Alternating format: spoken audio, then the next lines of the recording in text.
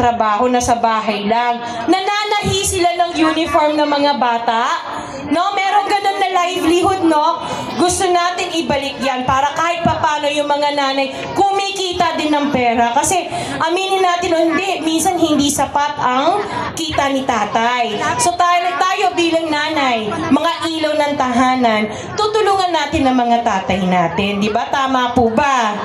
No? So ako muli, Barangay Ugon, ako muli si Ate Sara Diskaya ng Barangay Bangbang. Isa akong ina na tinataguyod ko yung mga anak ko.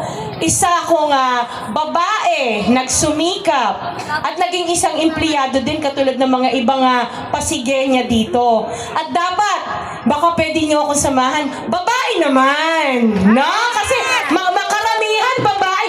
At tingin ko, mas magaling ang mga babae kaysa sa lalaki. Naku, ang sama ng tingin ng mga kasama ko dun, no? Mas magaling tayo mag-budget, tama ba? Sino ba dapat humahawak ng pera?